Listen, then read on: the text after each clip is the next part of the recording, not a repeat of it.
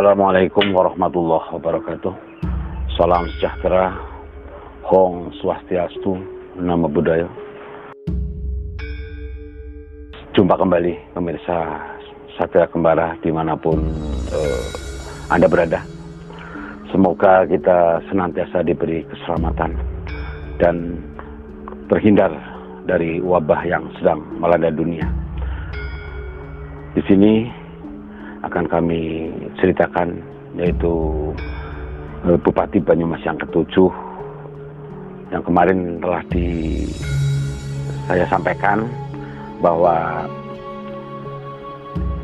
Bupati Yudonegoro I atau Tumenggung Kokum atau Tumenggung Seto Masjid setelah yaitu menjadi bupati yang kelima dan digantikan oleh Bupati yang ke-6 dari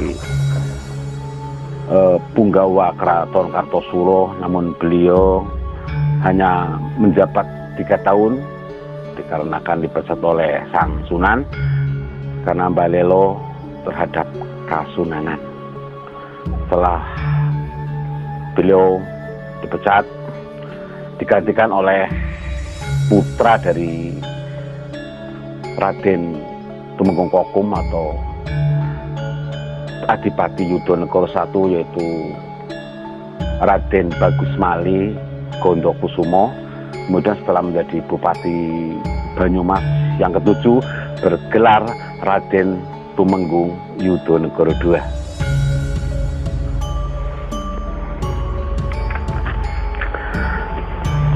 Pemirsa, rumah Kabupaten Banyumas atau pendopo Kabupaten Banyumas di masa Raden Yudonegoro I pindah di sebelah timur, yaitu di Desa Gegerduren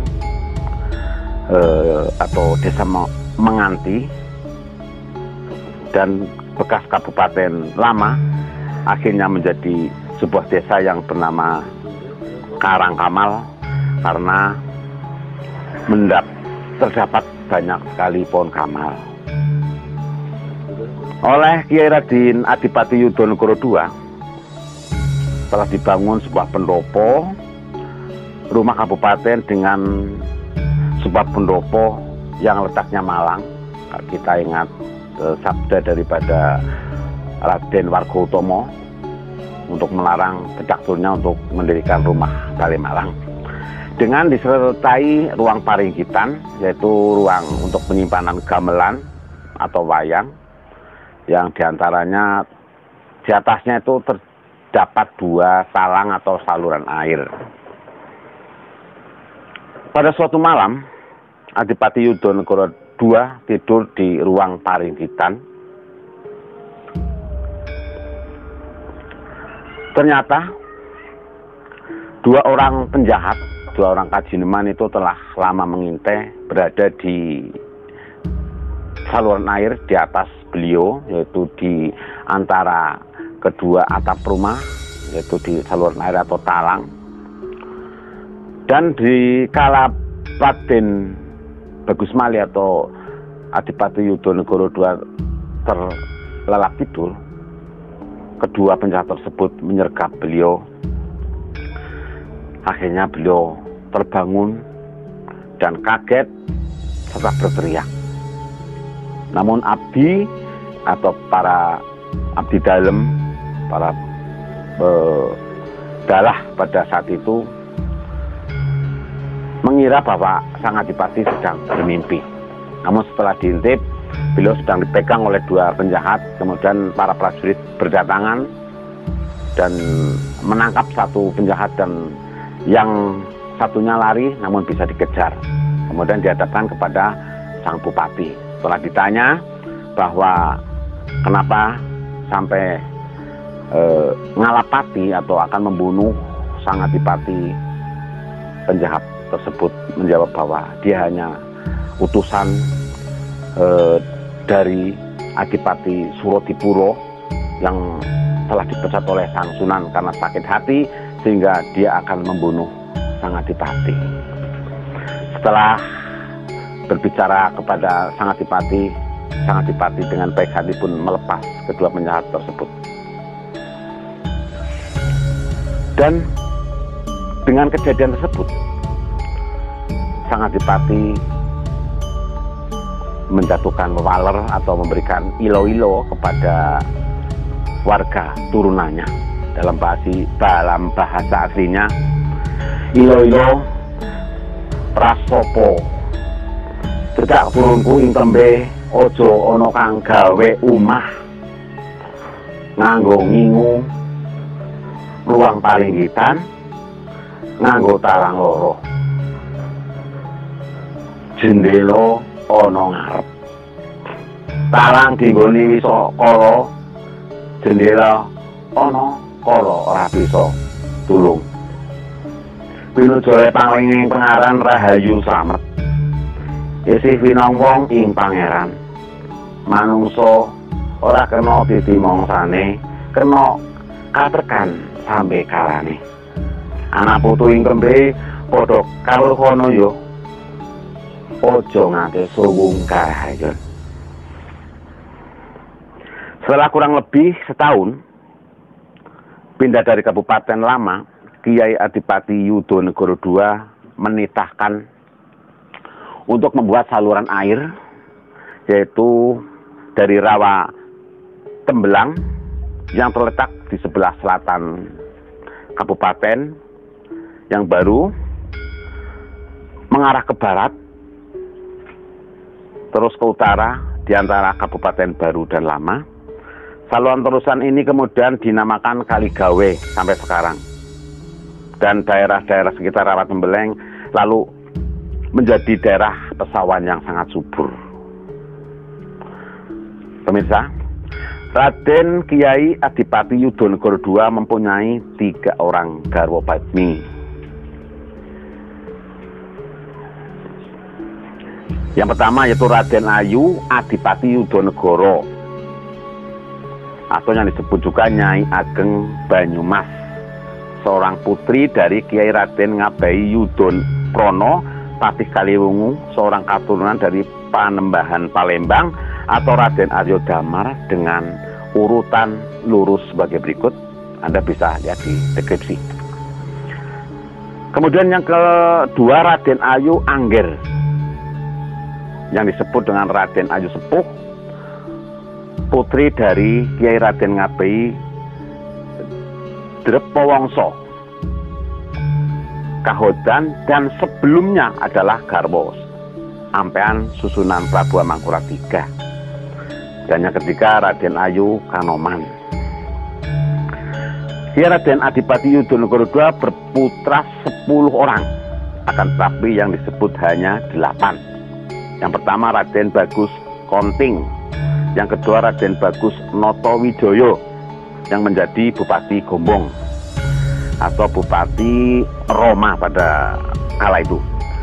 Yang ketiga Raden Bagus Demang, yang keempat Raden Ayu Tumenggung Kartonegoro II, yang kelima Raden Ayu Tumenggung Reksoprojo, yang keenam Kiai Raden Pringgodrono, yang ketujuh Raden Ngabehi Trunowongso, yang kedelapan Raden Ngabehi Pringgowitro.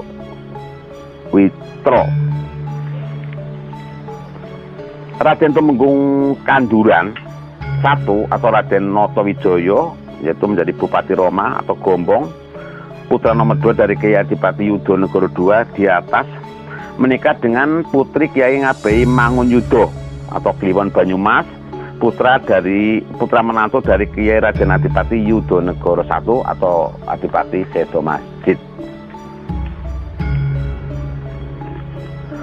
Putra dari garwa padmi dan ampean ada 14. Silakan Anda lihat di deskripsi biar lebih jelas. Pemirsa, sebelumnya pemerintah di Mataram telah beralih di bawah pemerintah susunan Pakubuwono II pada tahun 1729 sampai 1747. Suatu ketika semua bupati mancanegara mendapat perintah menghadap ke Kartosuro untuk turut berjaga-jaga karena ada huru-hara yang disebut geger perang Pacino atau Pacinan, yaitu suatu suatu pemberontakan massal oleh bangsa Tionghoa terhadap VOC. Susunan Prabu Pakubuwono II ketika itu sebenarnya secara diam-diam memihak kepada kaum pemberontak. Huru-hara akhirnya menjalar sampai ke Kartosuro. Benteng Kompeni dapat dikepung dan dikuasai oleh kaum pemberontak. Kemudian dihancurkan. Dikala itu hari adalah Kemis Legi, waktu pagi menghadap ke hari Pahing. Secara berani dan atas lindungan Yang Maha Esa, Adipati Yudonegoro II dapat meloloskan diri dari dalam benteng dengan jalan menyusup di bawah meriam dan meloncat melalui tembok benteng, lalu bersama dengan beberapa prajurit yang masih ada terus kembali ke Banyumas. Dalam peristiwa ini yang gugur dari Banyumas adalah Kiai Raden Ngabei Mangunyuda, itu Bupati Banjarnegara, dan oleh karena itu beliau disebut juga Mangunyuda Sedo Benteng atau Sedo Loji.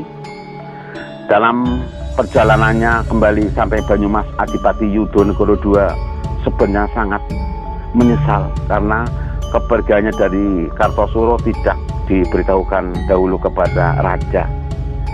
Penyesalannya ini tidak dapat dihilangkan hingga pada suatu malam sampai di Kabupaten Banyumas beliau lalu duduk di pendopo atau di balai.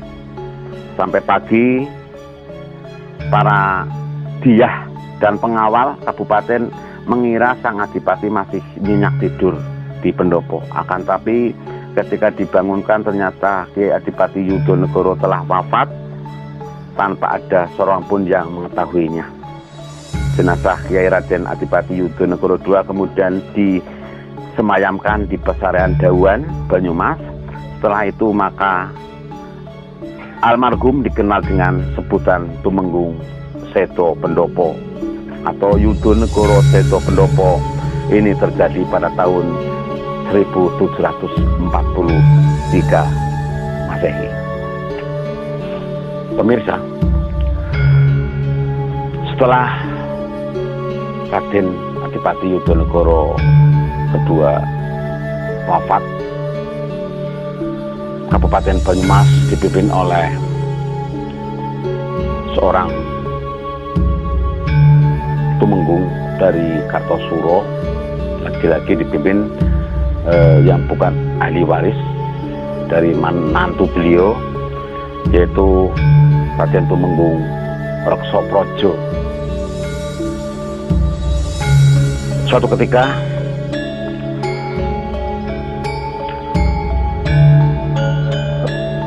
selama Raden Tumenggung Reksoprojo menjadi Bupati Banyumas, keadaan pada umumnya belum tentram karena pada Mataram terjadi gejolak, yaitu perebutan kekuasaan.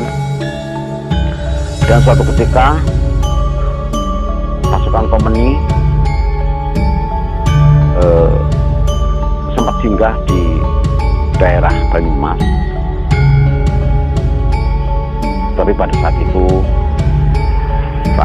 Tumenggung Reksoprojo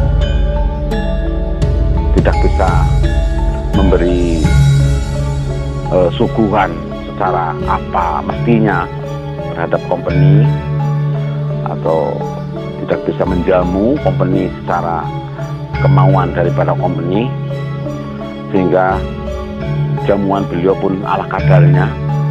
Hal ini membuat Kompeni kecewa, kemudian melaporkan ke susunan, sehingga Tumenggung Reksoprojo pun dipanggil ke sana dan akhirnya diberhentikan. Tumenggung Reksoprojo menjadi Bupati Banyumas kurang lebih sekitar 6 tahun. Setelah itu digantikan oleh putra dari Adipati Yudonegoro II, yaitu menjadi Raden Adipati Yudonegoro III atau Raden Bagus Konting Martowijoyo menjadi Bupati Banyumas yang ke-9. Kemudian menjadi Kanjeng Kiai Raden Adipati Aryo Danurijo I atau Patih Kasultanan Yogyakarta yang pertama. Pemirsa, demikianlah bagaimana kisah Raden Yudonegoro II yang terkenal dengan Sedo Pendopo. Untuk para pemirsa yang sudah komen, terima kasih. Yang sudah like juga terima kasih. Yang sudah menonton, terima kasih. Subscribe-nya juga terima kasih. Untuk pendapat atau pertanyaan-pertanyaan yang sudah bisa kami jawab, tapi yang belum kami minta jawabannya, terima kasih. Sampai jumpa di episode berikutnya. Salam Kembara. Billahi taufiq wal hidayah. Wassalamualaikum warahmatullahi wabarakatuh.